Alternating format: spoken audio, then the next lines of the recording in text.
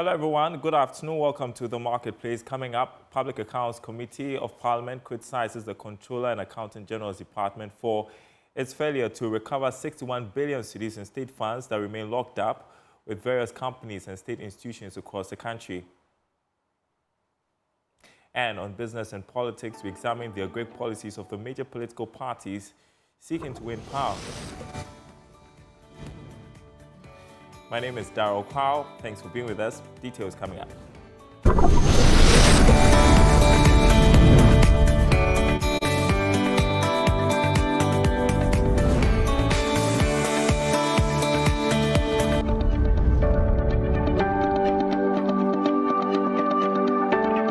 All right, thanks for staying with us, everyone. The Public Accounts Committee of Parliament has criticized the Controller and Accountant General's Department for its failure to recover 61 billion cedis in state funds that remain locked up with various companies and state institutions across the country. The committee's concerns were raised during a session in Parliament where members reviewed the 2023 Auditor General's report on the public accounts of Ghana, focusing on public boards, corporations, and other statutory institutions. Joining us on Zoom is a senior finance lecturer at the University of Cape Coast, Dr. Seram Kao. Doc, good afternoon to you. How significant is this amount of 61 billion cedis, and how worrying is it that we are unable to recover these amounts?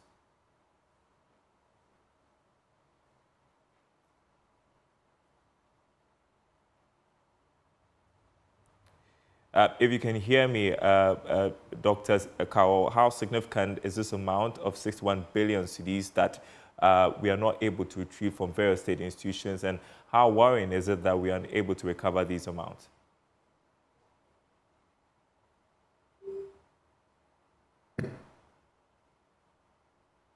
Okay, we appear to have challenges speaking with Dr. Seram Kao. We'll try and reconnect with him. In the meantime, we'll move on to... can you hear me, Doc?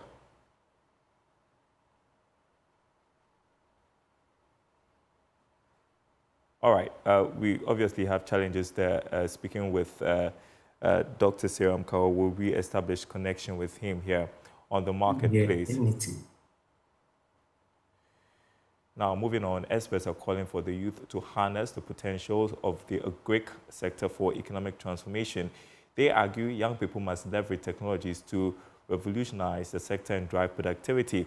With Ghana's unemployment rate soaring, they indicate the government's investment in youth, the government's investment in agriculture would help stabilize the economy.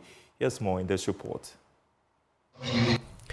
The advent of entrepreneurship has intensified calls for youth to seek alternative sources of employment and livelihoods, including agriculture. But to ensure sustainability, some agriculturalists and agribusiness experts believe the agricultural landscape must be revolutionized for the younger generation to create dignified jobs. They were assembled at a conference organized by the MasterCard Foundation in partnership with Agri-Impact Limited. The event, in celebration of the International Youth Day, was held at the Kwame Nkrumah University of Science and Technology. Chief Executive Officer of Agri-Impact Limited, Daniel Akwa, says young entrepreneurs in the agri space have potential to impact on the economy. On how technology can be used by our young people to transform agriculture, and we need it badly.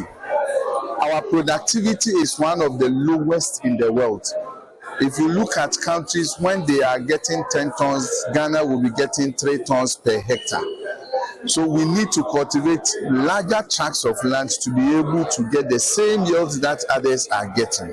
We cannot have young people who are looking for jobs and then we are importing almost everything that we are eating. To invest in young people, open up spaces for them and create jobs. The event was themed Revolutionizing Agriculture Through Digital Innovations to Create Jobs for Youth. The MasterCard Foundation, in partnership with Agri-Impact Limited, introduced the Harnessing Agricultural Productivity and Prosperity Program. Chief Farmer at Agrokins, Nana Usu Achao, is convinced of the overwhelming prospects the agriculture space holds for the youth. What we tend to realize is a lot of the youth seem to stumble on agric. Most of them are not making a conscious effort to recognize the advantages that the country has, the advantage that we have in terms of demography, the advantage that we have in terms of arable land, the advantage we have in terms of the weather we have, the presence of the Volta Lake, and the difference that makes. And so what's happening is people who are outside of the country are able to look in and see that there's a lot of value in this particular landmass. They are recognized as a matter of being able to see the opportunity and being able to make conscious efforts to be able to take advantage of those opportunities. Vice-Chancellor of KNUST Professor Rita Akusia-Dixon believes effective collaboration on numerous youth-focused initiatives will help bridge unemployment gap. So, to you, Agri-Impact for their unwavering partnership in this endeavor. For me, anything that is youth-focused is very, very, very remarkable, and we must all support it. So let's thank them and clap for them, please. It is through such collaborations that we can continue to unlock the full potential of our youth, ensuring that they do not only participate in events like today's, but also lead the desired digital transformation of our agricultural sector. Reporting for Joy News, my name is Clinton Yeboah. Up next, business and politics. And the agri sector is a focus this week. The MPP flag bearer, Dr. Mahmoud Bawumia, has indicated that he will build on the successes of the current government in the agri sector if elected president, announcing his plans at the launch of the MPP manifesto. Dr. Bawumia said he would continue with a bold strategy which will revolve around industrializing the sector to make it much more productive, efficient, and competitive through government-supported, private sector-led agricultural transformation, engendering food sufficiency and security. Well, Chief Executive of the Agribusiness Chamber, Anthony Morrison, joins me on Zoom. Good afternoon to you. Are the strategies announced in the manifesto in the right direction? Which one strikes you? Very good afternoon to you. Yes, to some extent, we need to take a more technical look at these manifestos. Where are we as a country? We need to do that SWOT analysis to look at some key areas. For instance, are we bridging the gap of production? That is the production gap. What is the current market gap? What is the current research and innovation gap? What is the current public financing for agriculture gap? And what is the current gap in terms of production, consumption, and importation bill? Those are critical areas that we need to look at for. At the advent of COVID, we have actually lost our competitive and comparative advantages in the sub-region. We have actually lost mango export to Ivory Coast. We have lost pineapple export to Benin. Our production in terms of the food security crops keeps coming down, and that also is seen in the amount of food importation bill that is increasing. In fact, if you are looking at a 12 billion annual food importation bill from rice, sugar, oil, frozen chicken, frozen meat, fish, fruit juice, tomatoes, that's fresh tomatoes, $600 million from Burkina Faso and other areas. We're also looking at over $800 million of processed tomato paste, and the list goes on and on and on.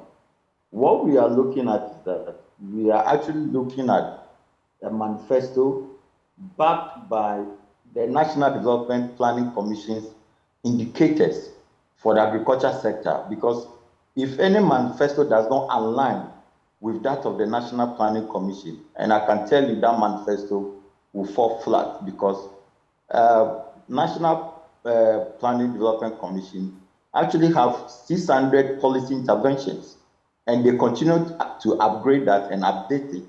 That is in view or in line with our national priorities.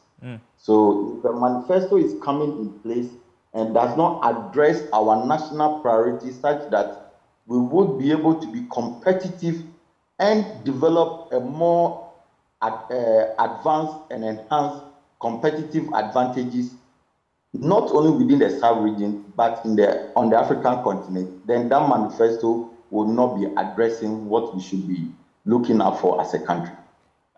Well, we're dealing with a drought in the northern part of the country. I mean, one of the things that I saw based on the strategies being proposed by the MPP was the construction of irrigation dams and the One Village, One Dam project. What you make of that? How practical is that? Well, the point here is that, to be frank, for the New Patriotic Party manifesto to be hinging their manifesto sector on performances currently, you and I can easily answer that question. Where are we with our current food bill as individuals, as households, as families, as organizations? Is our food bill keeps increasing? If it keeps increasing, that tells you that there is some policy dysfunctioning. Okay, the policy is not coherent. So I was expecting the MPP manifesto to come out with something more advanced. For instance, the PFJ1 had failed. Now we're bringing on board a PFJ2, okay? And this is not actually working. So for the manifesto to be promising on these same failed policies to be the next target, and I don't think we will be achieving or addressing the issues. We have what we call the Ghana agro-industrialization strategy. If you have any policy that is not actually pegged at that level, because we're talking about job creation, we're talking about agro-industrialization, we're talking about export, that's agro-export strategy, and all that. If there is no intention to actually put Ghana's agro development on agro-industrialization, and we are always doing on food security, what it implies is that we are not addressing post-harvest situation, we are not addressing the externalities of bad roads, energy, and other services that are critical in the rural areas for an improved agricultural development. And let me also point 3 key areas for you. Okay. We have identified, just as the economic intelligence have done, that our national policies are not aligned to our national priorities as a country. 2, we also realize that we have too many policies in the agriculture space and too many government agencies implementing several agriculture sector programs and with little impact. So there is no coordination, there is no harmonization. That is why some of us have called for the setting up of the National Agriculture Authority to align all agriculture sector programs and projects such that we will be measuring the impact on the ground. Then finally, if you are going to have a manifesto with that political commitment, we are talking about incremental budgetary allocation that equals the continuous increase in population. The population is about 32 to 36 million people. Our food importation bill keeps increasing. So you need that political commitment to be backed such that we will be able to increase public funding. You see, no agriculture sector of any country can develop on the basis of commercial loans. Government must make deliberate attempts to make sure that they are actually putting in place the funding, sustainable funding for the next 10 years, 12 years, that will begin to elevate the 60%. And let me also add that no country has developed on the back of smallholder farmers. Okay. We glorify ourselves with smallholder farmers. Look, we have almost 13 million households in agriculture, and we are talking about almost 17 million rural population, 53%, who are directly and indirectly associated with agriculture in Ghana.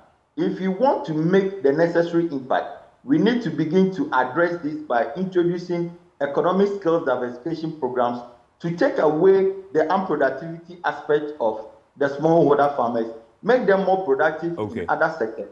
Then when we bring in the intervention that are critical to protect our farmers, we will see the impact, and that will also inure to the benefit of the household, so they can be able to afford 3 square meals a day. Those are some of the things we need to be talking about. The NDC launches its manifesto this weekend. We'll delve into it once it's out, but we have an idea what the policy towards a GRIC would be. I just want to ask you, finally, because we are dealing with this challenge of a dry spell in the northern part of the country, what do you make of the response of the government so far? We've not yet heard anything strategic to deal with it, although we know that the Agric Minister has been touring some parts of some affected farms. What's your take on how this is being addressed? In just a minute, if you can. Right, thank you. 2 things that we need to do. Yes, the Ghana Irrigation Development Authority has stated it constructed 574 dams. Where are they? If those things are in place, the best thing is to do right now is to deploy irrigation machinery, the pipes, the generators, the pumps, so that we pump directly towards these areas. The military can be deployed, the national service people can be deployed on these identified farms to support farmers to salvage this. Other things that should be done is we need to develop the Ghana agriculture emergency preparedness strategy. Then also now set up the Ghana Agriculture Emergency Coordinating Agency, so that we don't have to wait for this point to come before we begin to rush onto the field. And in any case, we've been talking about this for the past 1 month. It's now that the minister has found it convenient to visit these farms. You know, we need proactiveness of government and other public sector players when we're talking about food security. And we need more proactive. This is what we should be seeing on the ground. Anthony Morrison, Chief Executive, the Agribusiness Chamber Ghana, I appreciate your time with us on the marketplace this afternoon. Back to our top story to do with locked up state funds. As we've been reporting, the Public Accounts Committee has criticized the Controller and Accountant General's Department for its failure to recover 61 billion cedis in state funds that remain locked up with various companies and state institutions across the country. A senior finance lecturer at the University of Cape Coast, Dr. Seram Kao, is on Zoom with us. Doc, so earlier I was trying to find out from you how significant this amount is and how worrying is it that we are unable to recover these amounts? Thank you very much, Derry. We all need to be worried. The amount is huge, it's gargantuan, it's colossal amount of money if we are talking about 61 billion Ghana cedis. And as a country, if that money is just going waste and without recovering, it means that we are not getting the fundamentals of record keeping, proper auditing, good internal and external controls that we need to put in place to make sure that the monies are judicially used. And so it is a much worrying situation to hear that this amount has not been recovered and the Auditor General's Department or this amount of money. Okay, the connection to you is not too good, so we're going to try and make this very short. So the Auditor General's report is advocating more effective tracking to ensure transfers are accurately recorded and are traceable. How will this aid in recovering outstanding funds and preventing further losses?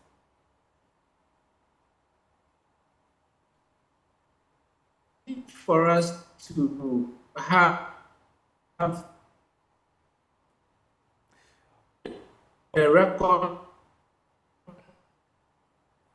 all right, keeping very well, but before we can have independence which means that we will not have one person executing the transaction from the beginning to the end. So separate.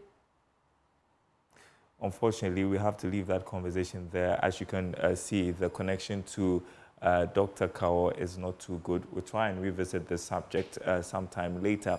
Now, former Dean of the School of Information and Communication Studies at the University of Ghana, Professor Audrey Gadjiko, has stressed the importance of young people in driving the agenda of climate change in Ghana. According to her, the government has done little more than pay lip service to the issue, leaving the youth with no choice but to engage in activism to mitigate the effects of global warming. She made the remarks at the launch of the Young Climate Innovators program in Accra. Kenneth Awatridako has more in the following report. The Young Climate Innovators program aims to equip young people in tertiary institutions with the training and resources needed to implement solutions for reducing greenhouse gas emissions and helping communities adapt to the effects of climate change. Speaking at the University of Ghana, Professor Audrey Gadzekpo, who chaired the event, urged the youth to raise their voices and hold accountable those who have made promises to protect the climate. But the action is what is missing. And that's why I think that a program like this that can harness a lot of young energies together and have young people drive it. You know, when young people decide that there has to be change, there will be change, you know, and so that's why I think it's important. Young people to say enough is enough. It's our future. You know, we will be gone, but you're here to live with the consequences of what your fathers and your grandfathers did, you know, and then young people have been left to carry the bag, and so I think, you know, it's good to get them involved very early and get them to raise their voices and hold people to the fire to stay true to the promises. You know? Vice Chair of the United Nations Intergovernmental Panel on Climate Change, IPCC, Professor Nana Ama Brown-Kluche, was hopeful that the white clip will unearth innovations that will catapult Ghana into the global conversations in the creation of climate-smart solutions. So my expectation is to get innovation for solutions from the youth on climate change. Because at the global scale, that's a discussion, and Ghana cannot be left out. We want Ghana to also help with the solutions, and we believe that we can best get this from the young people, the youth. So we started this with the University of Ghana students. We're going to do the training for 1 month, and then we go into the incubation for the innovators in the rest of the period. Then from here, we hope to work with other universities as well to do the same training on the campuses and go beyond Ghana to get more innovation for the solutions. The event, hosted by the Center for Climate and Sustainability Empowerment and its partners, was under the theme Igniting Youth Innovation for a Sustainable Tomorrow.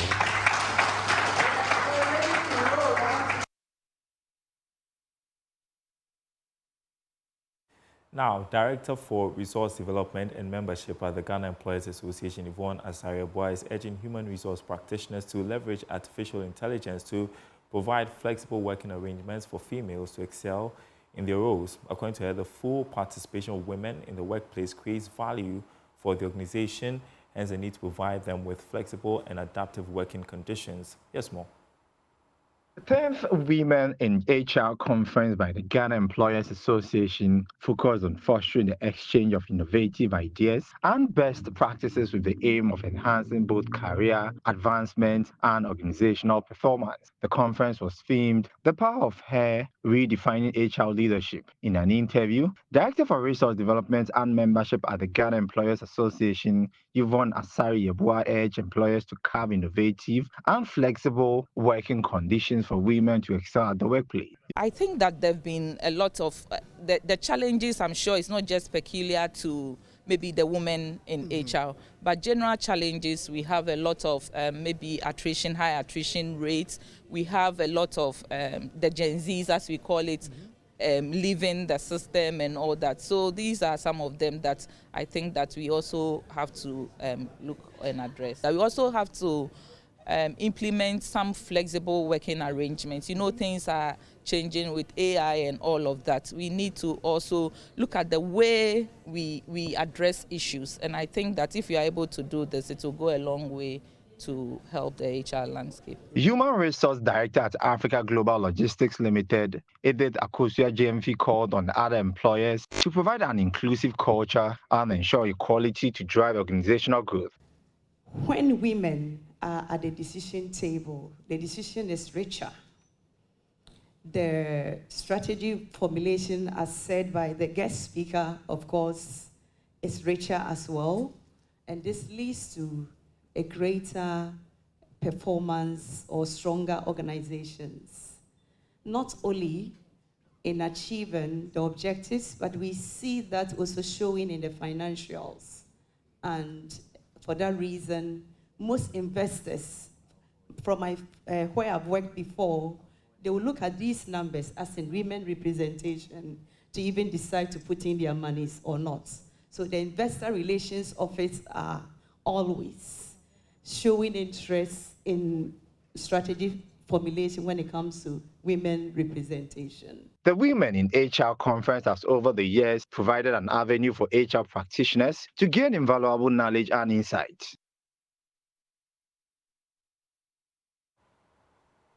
All right, and that's the marketplace. More news on our website, myjoyonline.com/business. NPA revokes licenses of 13 OMCs over debts.